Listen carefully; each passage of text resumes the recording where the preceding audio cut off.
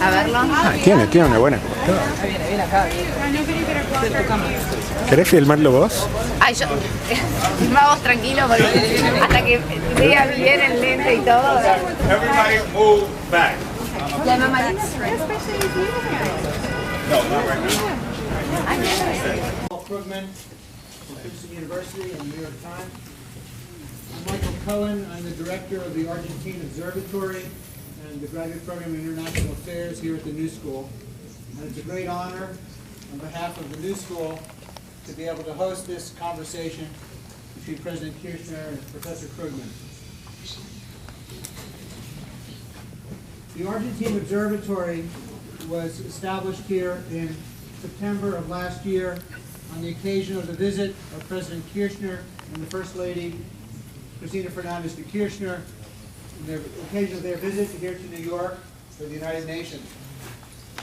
And since that time, we're proud to say that we've established a space for independent discussion and analysis of events in Argentina, and also for an opportunity to create events in which there can be a public discussion about some of these developments in the country, placing Argentina into a broader context of Latin America and the world. We're very honored this evening that this discussion takes place in the presence of a number of important people: Foreign Minister Rafael Bielsa, the Argentine ambassador to Washington, Jose Bordon, the Argentine ambassador to the United Nations.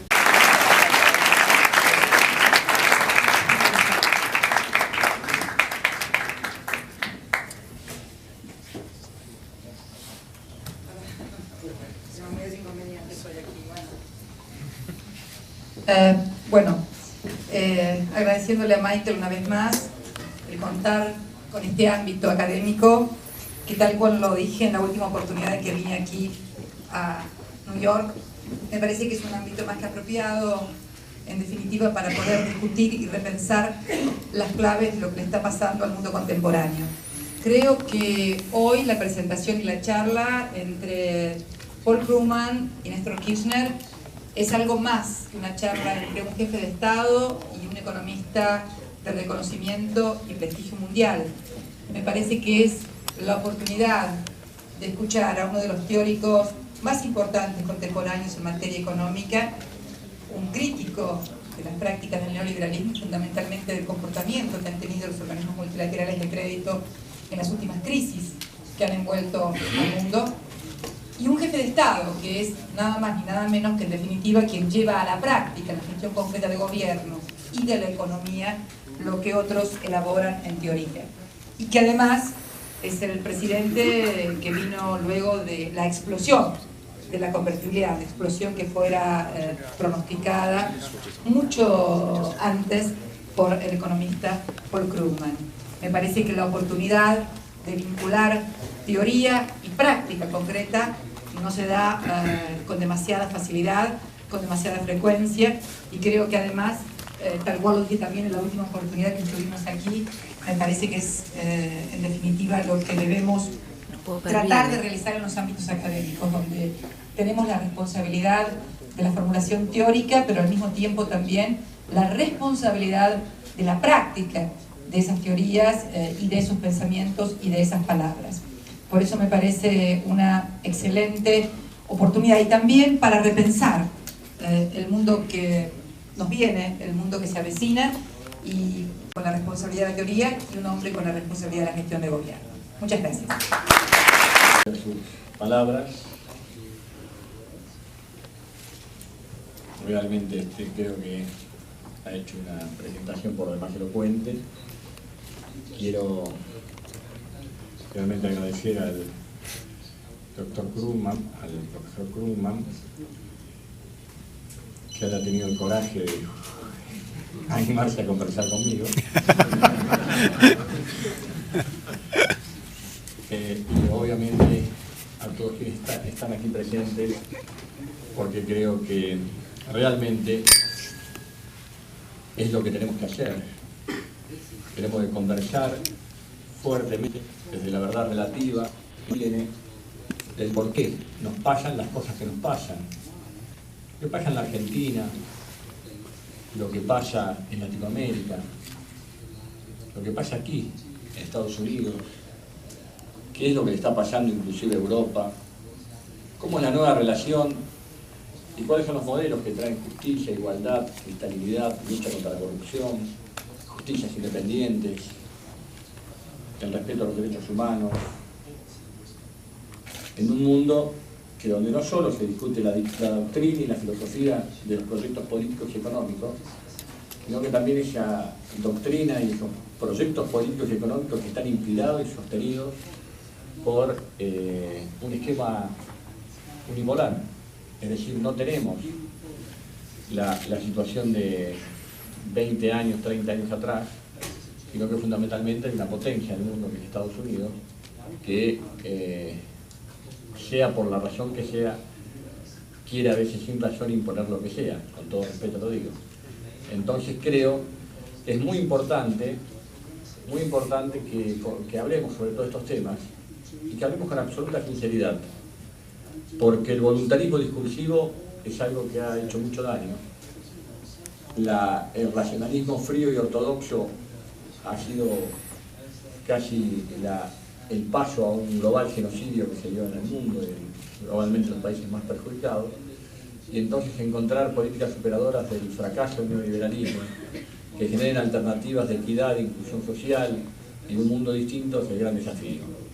Yo por eso con todo gusto vengo a compartir las experiencias, vengo a compartir y a conversar con Paul Krugman, con muchísimas ganas, a contarle que nosotros veníamos, siempre lo hemos estado atentos a lo que decía, cuando presagiaba lo que iba a pasar con la convertibilidad, mucho antes que la convertibilidad en la Argentina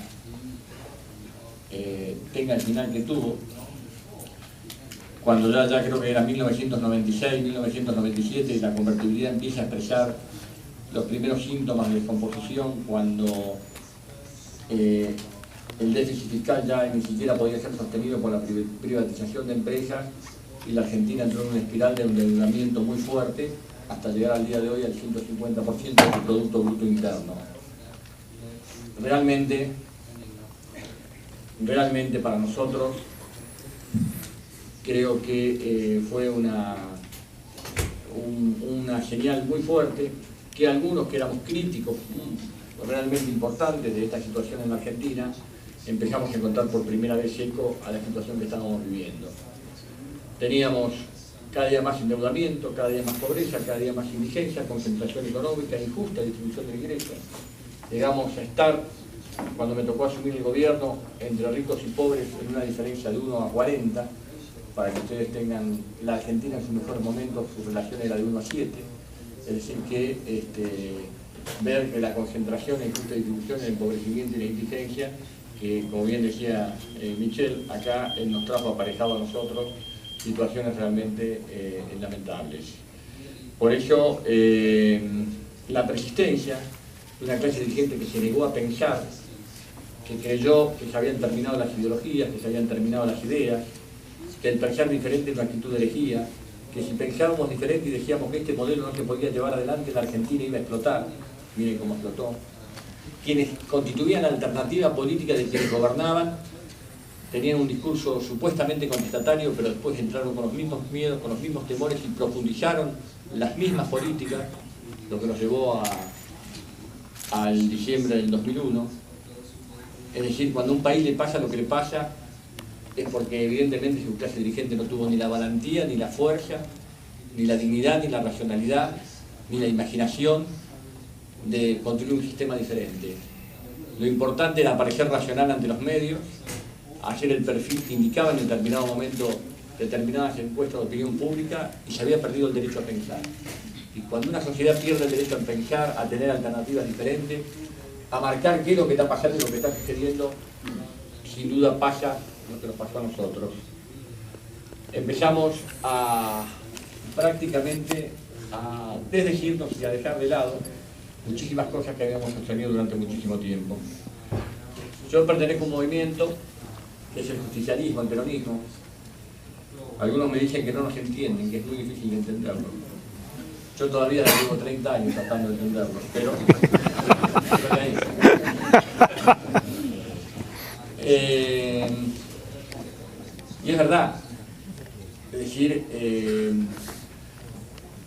nosotros, junto con otras fuerzas políticas, constituimos una estructura tradicional que, de no mediar la posibilidad de entender que se necesitan nuevas alternativas, nuevos espacios de pensamiento, otro marco de pluralidad, otro marco, es decir, entender el mundo evolutivo que nos toca vivir, es muy factible que, por no estar a la altura de la historia, nosotros por allí estemos clausurando la etapa histórica de respuesta que estos movimientos nacionales pueden tener en determinado momento. Porque es muy importante, pero muy importante, tener claridad en cuando se expresan las ideas y qué país queremos, y entender en qué mundo estamos. Porque yo decía recién que las respuestas voluntaristas a las respuestas de hoy y a las acciones de hoy evidentemente no sirven. Para nosotros, realmente, y antes de cederle un rato la palabra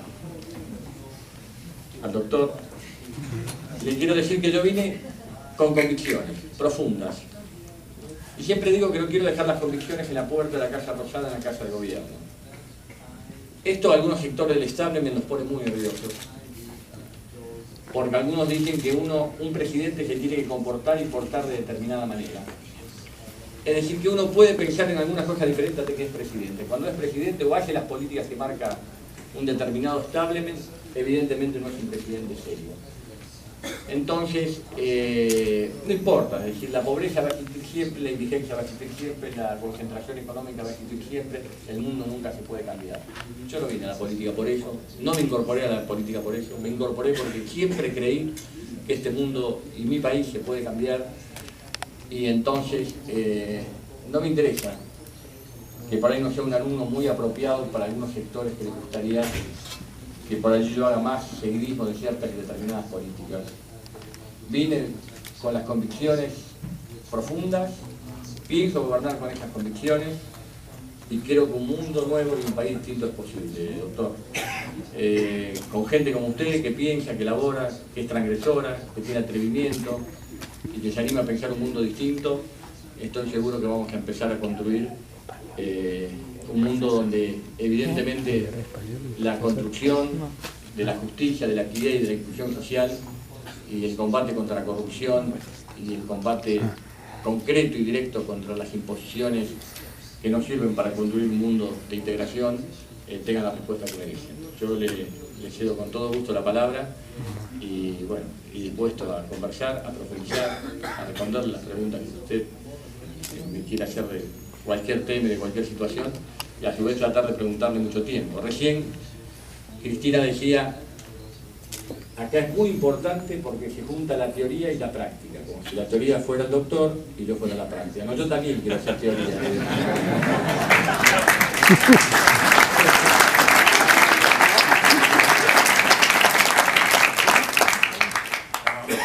Well, I feel very much on the spot here, having to respond to someone who's actually having to deal with the problems. It's always a very awkward thing to be a pure academic and I guess we could say editorialist, but not a practitioner.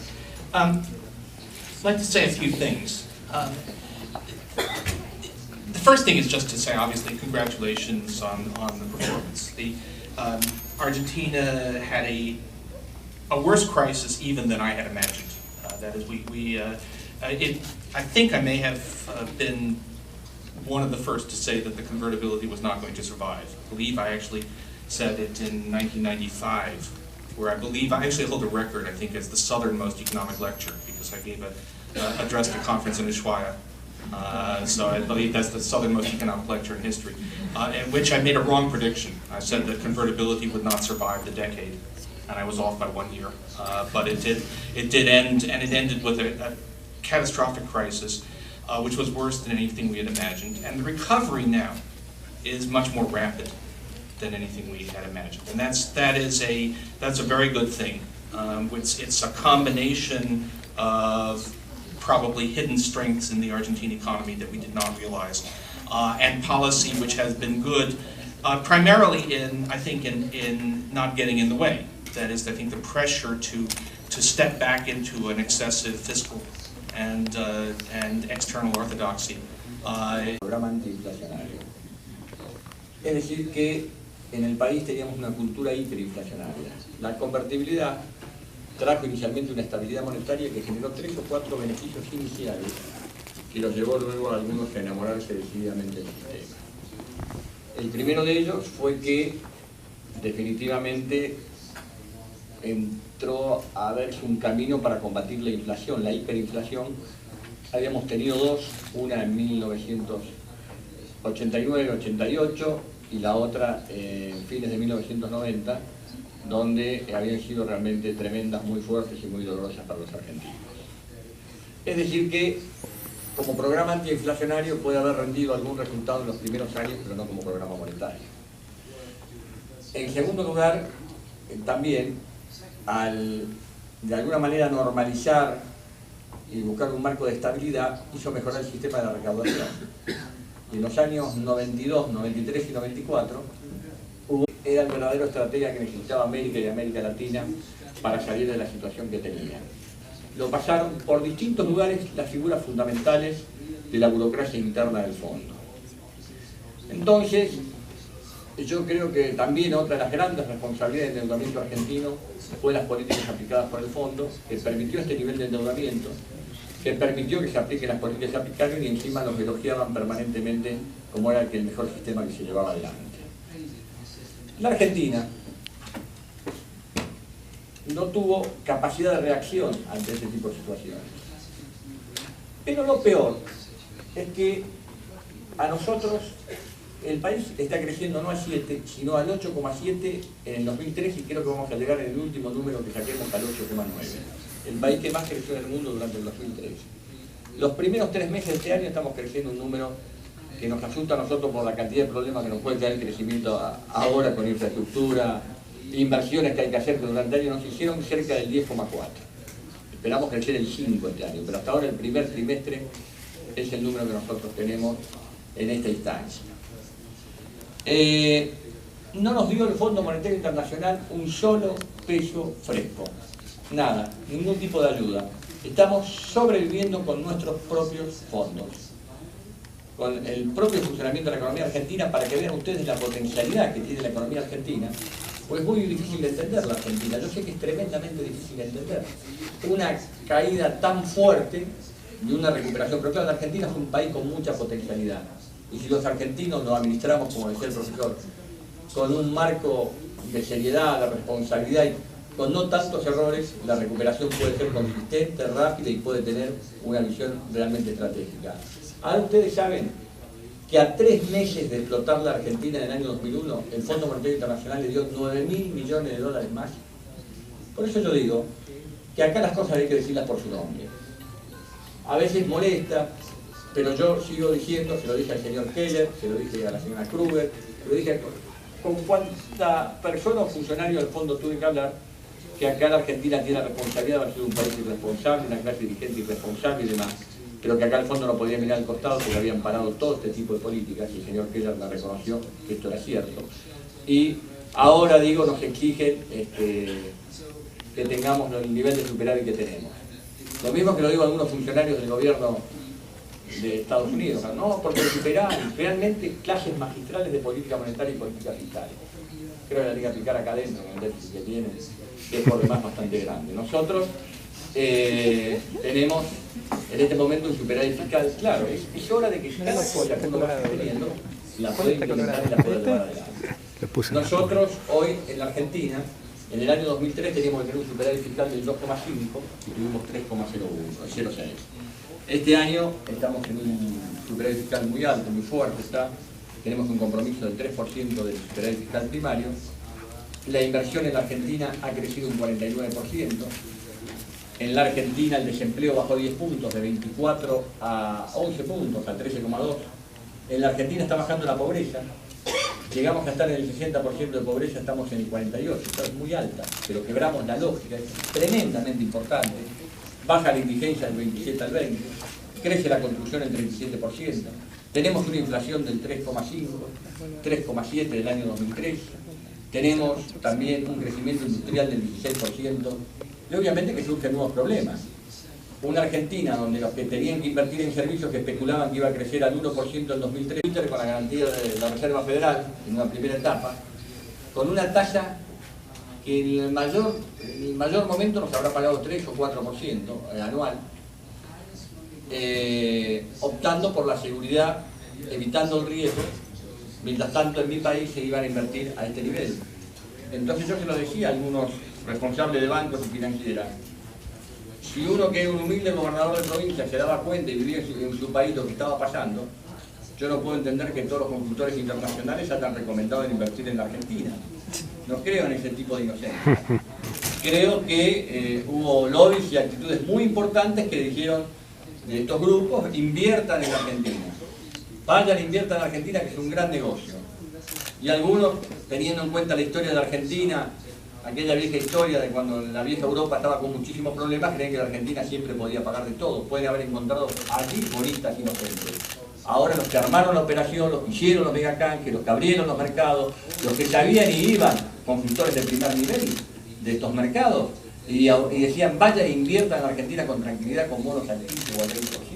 Es absurdo. Entonces estas cosas hay que sincerarlas, porque son los grandes responsables de este tipo de situaciones pasan. Y cuando un negocio quiebra, hay pérdida. Ahora yo digo una cosa, profesor. Nos dicen que nosotros tenemos que pagar más. Ahora resulta que la ENRO quiebra en Estados Unidos y paga 14 centavos cada 100. Nosotros somos casi un alumno de lujo, tenemos que pagar 25 cada 100.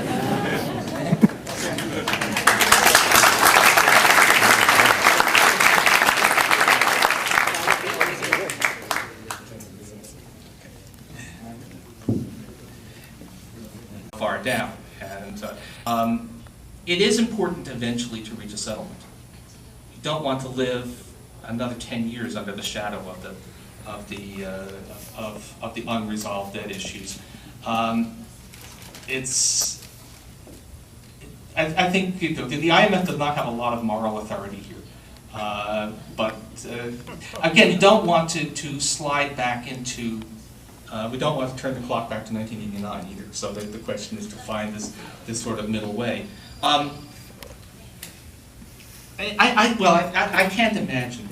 I don't know if anyone, if there is anyone saying that, calling, again, preaching the gospel of Van, miran, analizan, y bueno, y todavía les cuesta creer que esto se esté dando.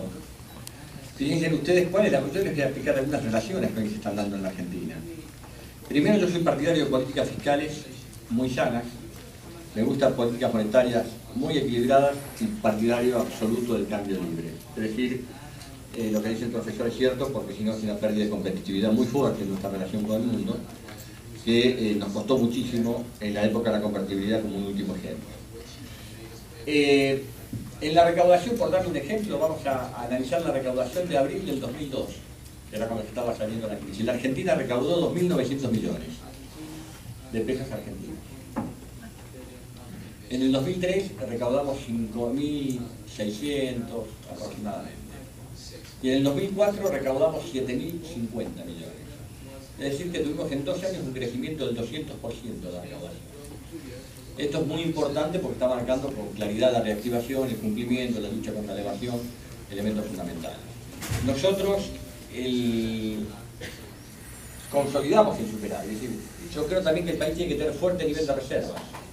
Me tocó tomar el país con 8.800 millones de dólares de reservas, casi 9.000, y hoy estamos llegando en el día de hoy o mañana a 16.000 millones. Es decir, que hemos tenido un crecimiento muy fuerte, que también nos consolida, nos da fuerza, nos va generando un país absolutamente más previsible, nos va haciendo un país muchísimo más previsible. Ahora, también es cierto que la Argentina tiene que consolidar. Durante toda la etapa del 95, en la Argentina se invertía en servicios. Durante toda la década de 1995 y toda la década del 90, la Argentina destruyó todo el proceso de industria nacional. En la Argentina no se produjo más nada, quedamos con una industria nacional absolutamente desnacionalizada, es decir, desapareció la industria, ni siquiera con capitales no argentinos, importábamos todo. Eso fue un golpe muy fuerte para nuestra economía. Prácticamente nos pasó lo mismo en el sistema financiero, es decir, el sistema financiero también sufrió un proceso de transnacionalización muy fuerte. Y la Argentina invertida prácticamente en servicios, las empresas privatizadas, un esquema de economía concentrada, una profundización de las desigualdades y obviamente la imposibilidad de mantener la política con la convertibilidad. Usted decía que hay gente que creyó. Yo creo que hay gente que creyó que con la convertibilidad se podía. En la Argentina la convertibilidad tuvo altos niveles de aceptación hasta muy ya profundizada la crisis, 60, 70, 50% de apoyo en la población del Estado. El Estado funcionó mal, creció mal, servicios básicos. Somos el único país del mundo que no tiene una empresa petrolera estatal. Hasta Chile, que no tiene petróleo y que no tiene gas, tiene una empresa petrolera y explota en Egipto, tiene pozos petroleros que los trabaja en Egipto, regula y maneja su petróleo. En Brasil, profesor, un punto del superávit fiscal primario, 1,5 puntos, se lo da la empresa Petrobras y la empresa petrolera estatal. 1,5 puntos. Otro punto de superávit fiscal se lo da el manejo del sistema previsional, del sistema de jubilaciones.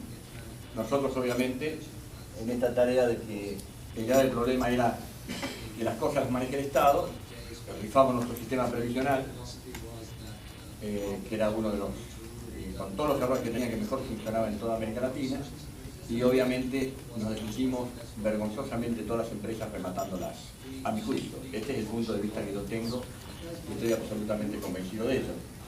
¿Cómo era que Repsol YPF, que es la dueña de YPF, y yo les voy a contar ahora la historia, este año tuvo 2.600 millones de pesos de ganancia en la Argentina? Y la verdad que no hizo más inversiones en gas porque estaba muy atormentado por el precio que tenía. Yo creo que es casi una falta de respeto a los argentinos que alguien que gane 2.600 millones de pesos no haya previsto perforar más pozos de gas, tener mayores niveles de producción. Pero ¿sabe lo que nos quisieron hacer? Nos quisieron extorsionar. Nos dijeron, denos precio, le damos volumen. Yo le dije, denme volumen y les doy precio, pero primero quiero tener el volumen. Es decir que en una actitud absolutamente de indefensión, porque con pocos instrumentos macroeconómicos, nosotros para poder retenernos. ¿Qué hicieron? Exportaron gas, 20 millones de metros cúbicos diarios a la hermana República de Chile. Es decir que tenían que abastecer, porque desde la Argentina el mercado interno empieza a abastecer el mercado interno, empezaron a exportar el gas, porque tenía evidentemente un precio absolutamente distinto. Nosotros obviamente aplicamos las leyes y las normativas del país para que esto se corrija y abastezca el mercado interno primero. En segundo lugar, nadie está obligado a invertir en la Argentina.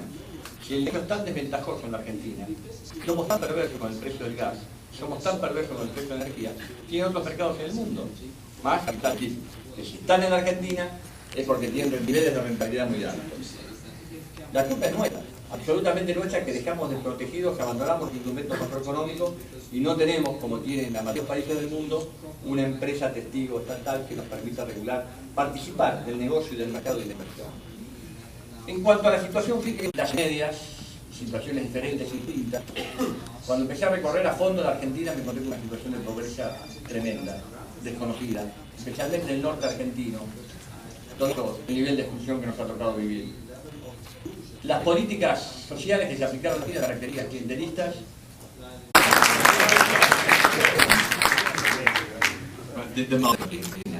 En nuestra actitud voluntarista, decididamente vuelve a hablar después de este paulatino querer salir del infierno. Políticas que aplicaron durante distintas crisis, como usted marcaba, que la Argentina va a volver a pasarle lo que no le debe pasar. Este es el problema de Argentina. Argentina es el potencial que tiene. Que cuando, en vez de equivocarnos en 10 cosas que hacemos en las 10, acertamos en 3 y nos equivocamos en 7, la mitad. Y allí empieza la idea de esa conducta que tenemos los argentinos, incluyo, de creer que muchas veces los problemas se pueden superar por el hecho de ser argentino. Entonces, es un problema que nosotros... Así que, profesor, yo me observo, soy racionalmente optimista. No le quiero faltar ni a usted ni al auditorio respeto y la visión de crecimiento de la Argentina puede.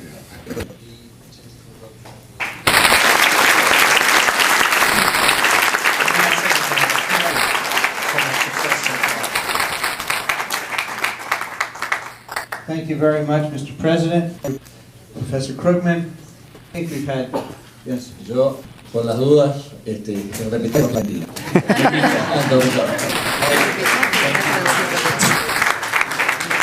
Thank you. ¿Cómo se dice en inglés?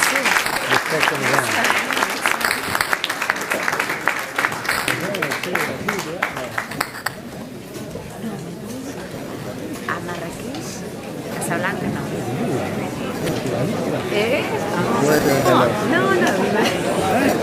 No, bueno,